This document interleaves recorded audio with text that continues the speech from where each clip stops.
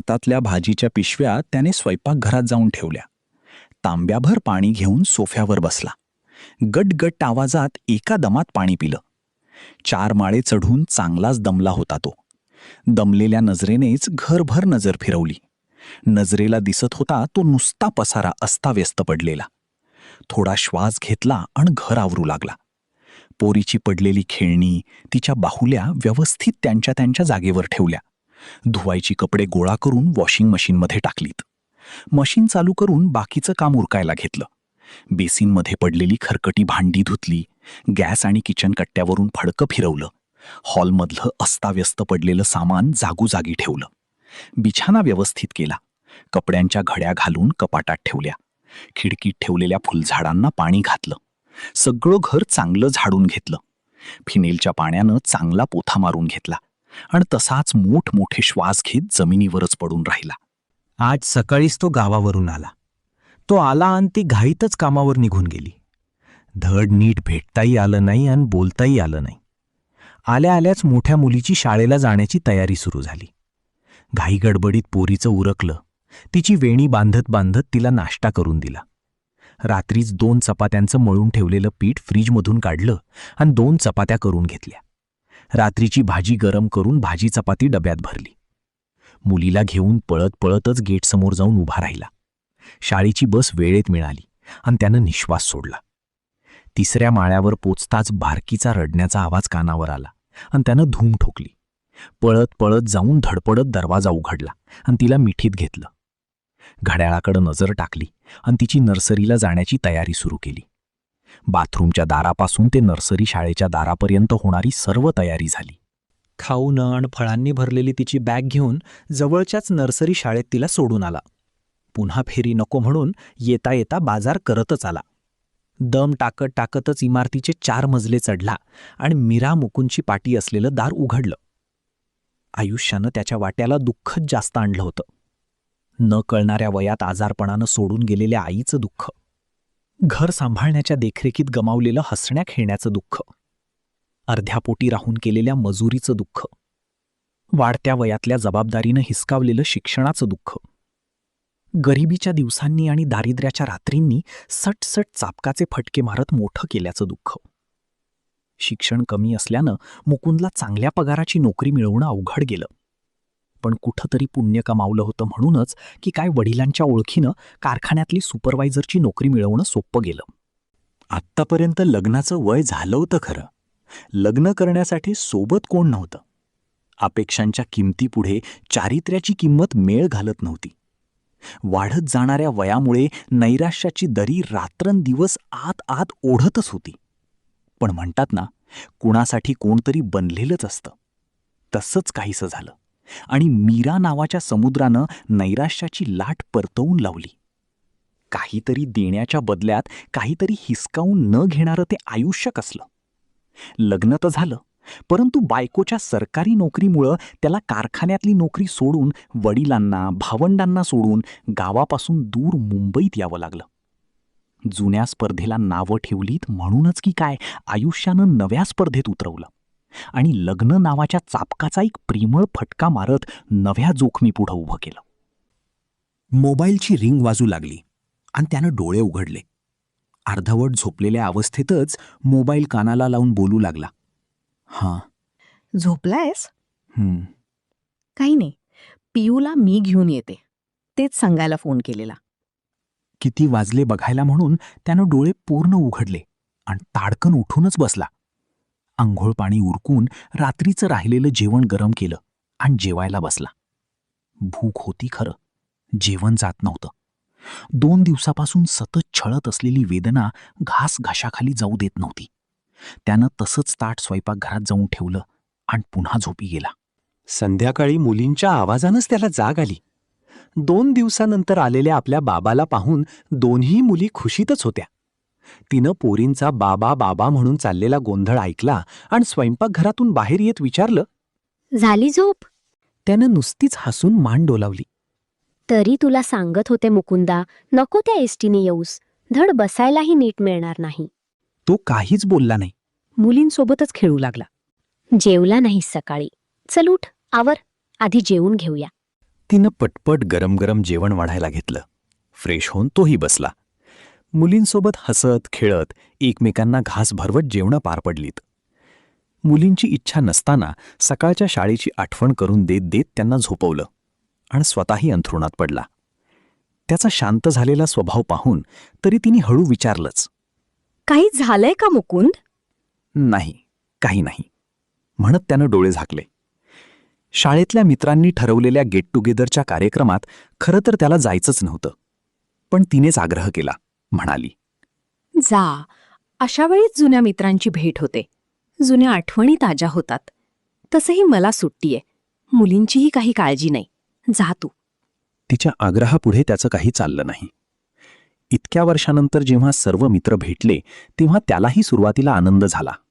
जुन्या आठवणी ताज्या झाल्या, वर्गातले किस्से नव्याने खुलले. पण जेव्हा प्रत्येकानं आपली कहाणी सांगायला सुरुवात केली तसा हा शांतच झाला. प्रत्येकजण आज कोणत्या ना कोणत्या पदावर कार्यरत होता. कोणी सरकारी नोकर होतं, कोणी प्रायव्हेट सेक्टरमध्ये उच्च पदावर होतं, कोणी आयटीत चांगल्या पगारावर होतं, तर कोणी यशस्वी व्यावसायिक होतं.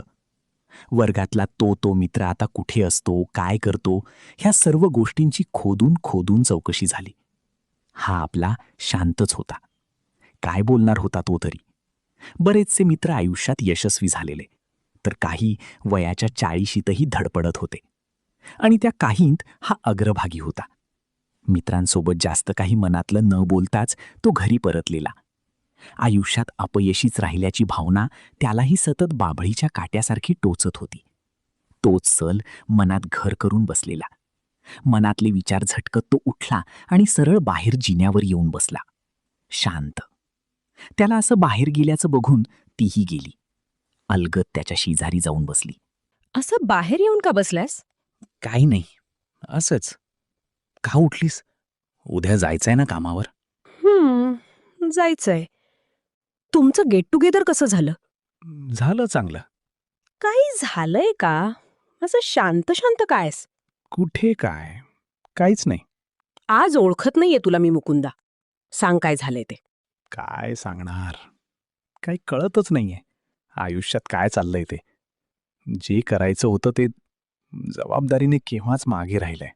असं का बोलतोयस? आणि कशाबद्दल?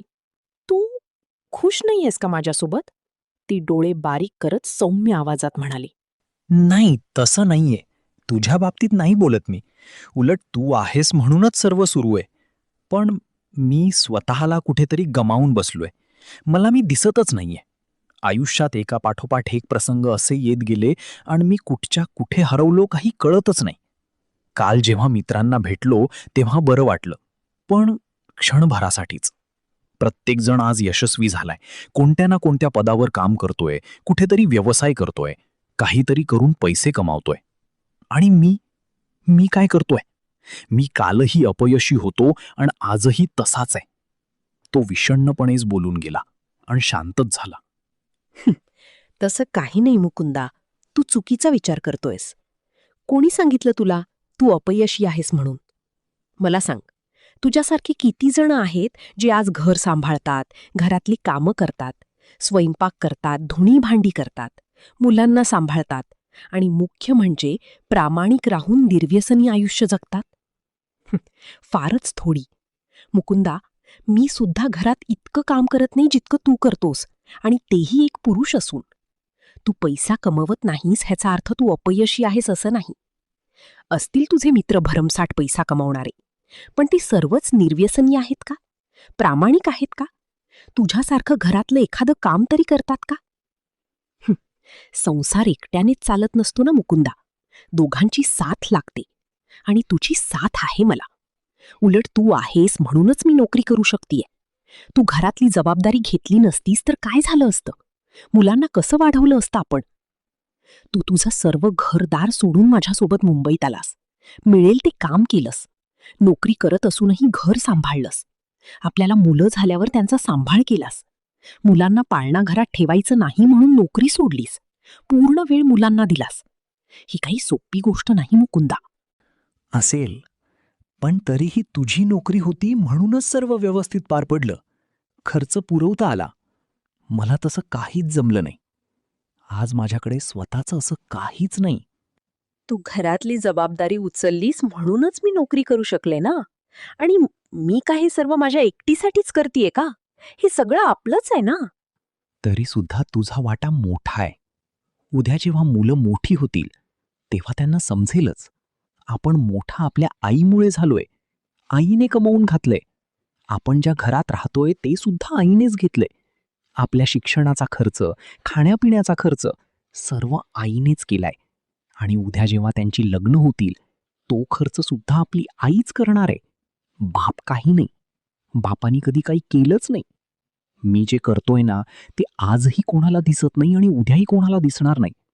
लोकांना कमावणारे, नोकरी व्यवसाय करणारेच बाप दिसत असतात.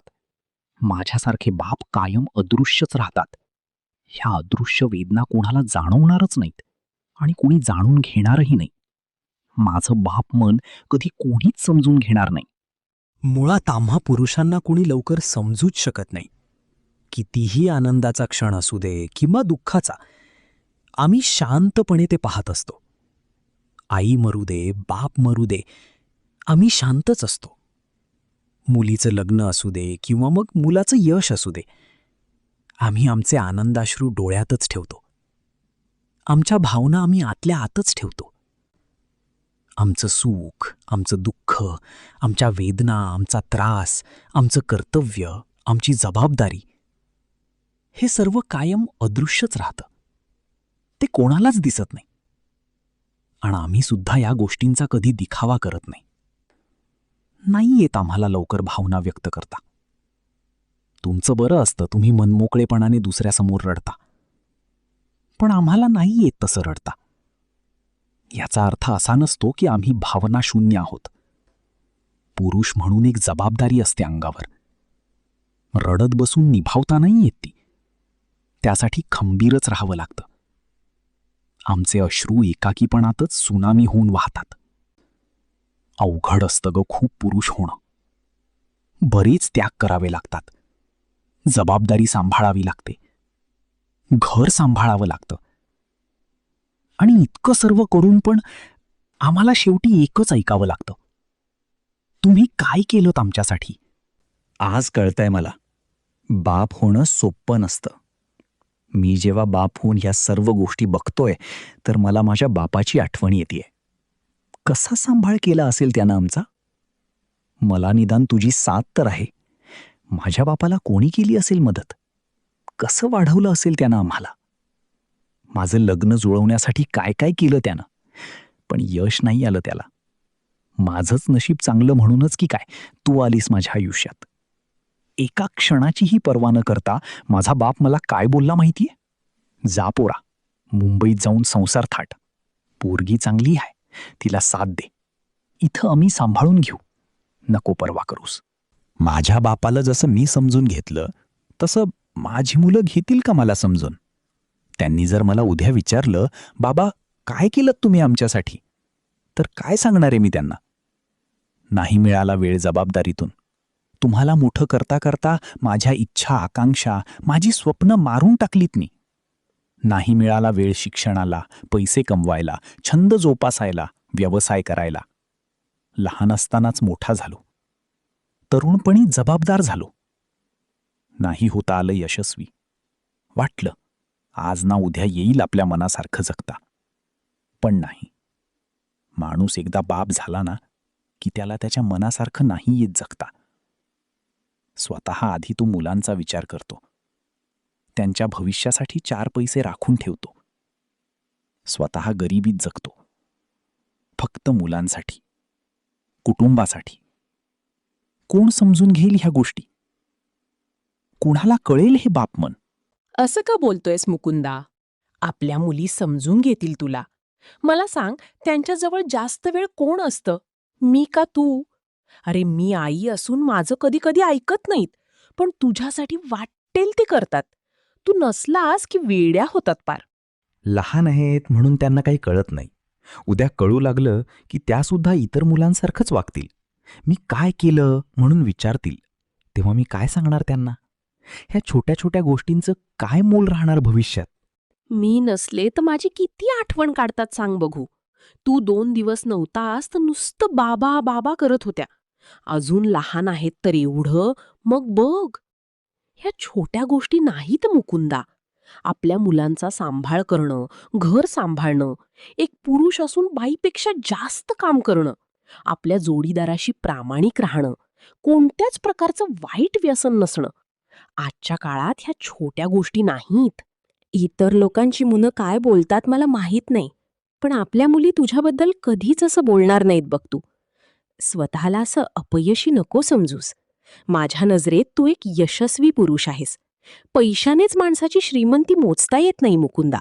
चारित्र्यानेच त्याची खरी श्रीमंती कळते. पैशाने यशस्वी असलेल्या माणसासोबत स्वतःला तोलू नकोस. तुझी श्रीमंती तुझ्यात असलेल्या बापपणात आहे, तुझ्यातल्या खऱ्या माणूसपणात आहे, तुझ्या चारित्र्यात आहे. मला सांग, मी कधी दुखावलंय का तुला? माझ्यामुळे तर नाही ना. तसं असेल तर मी सोडते माझी नोकरी, सांभाळीन मी मुलींना. पण तू असं नाराज होऊ नकोस. तुझी काहीच चूक नाही यात. तू नको वाईट वाटून घेऊस. मी स्वतःच्या भविष्याबद्दलच चिंतेत आहे. नको करूस चिंता. आणि लोकांना काय वाटेल ह्याचाही विचार करू नकोस. ते माझं घर सांभाळायला येत नाहीत. तो काहीच बोलला नाही. शांतच राहिला, जसा याआधी राहिला होता तसा. मोठा भाऊ म्हणून, मुलगा म्हणून, नवरा म्हणून, आणि आता बाप म्हणून. ती त्याच्या खांद्यावर मान टाकून शून्यात पाहू लागली. तो भूतकाळातल्या वेदनेत हरवून गेला. अशा वेदना ज्या फक्त तोच पाहू शकत होता. इतरांसाठी त्या अदृश्यच होत्या. रात्र धीम्या गतीनं पहाटेच्या रूपात आली. नवा दिवस नव्या आव्हानांसह नवी स्पर्धा घेऊन उजाडला. गरम गरम चपाती आणि भाजी करून दोन्ही पोरींचा डबा तिनं भरला. त्यांच्या दप्तरात खाऊ आणि फळं भरलीत. दोघींना घेऊन गेटवर जाऊन उभी राहिली. शाळेची बस मिळताच तिनं निश्वास सोडला. पोरींना बाय बाय करत ती घरात आली. काही करू मी, मुकुंद? स्वयंपाकघरात जात तिने विचारलं. झालंय आता, जरा टेस्ट करून बघ एक. परातीतला एक गरम समोसा तिला देत तो म्हणाला. टेस्टी झालाय आता. कधीपर्यंत घेऊन जायची ऑर्डर? 10 पर्यंत या म्हणालाय. पोचेन आरामात. मी पण येते. नको, मला उशीर होईल यायला. अजून 1-2 ऑर्डर कन्फर्म करायला जायचे. तुझी इव्हनिंग आहे ना, तू जेवून आवरून जा, मी जाईन सावकाश. तो चेहऱ्यावर मंद स्मित ठेवत म्हणाला. चालेल. ती गालातच हसली आणि समोसे पॅकिंग करू लागली. 2 बॉक्स पॅक करून ते गाडीत ठेवायला तिने मदत केली. सावकाश जा, पोचलास की फोन कर. आणि गाडी सावकाश चालव. हो, तो मंद स्मित करत म्हणाला आणि निघालाही. ती शांत नजरेने जाणाऱ्या गाडीकडे पाहत राहिली. गाडीच्या मागच्या काचेवर लिहिलेलं आराध्या केटरर्स नजरेआड होईपर्यंत ती तशीच मंद स्मित करत उभी राहिली.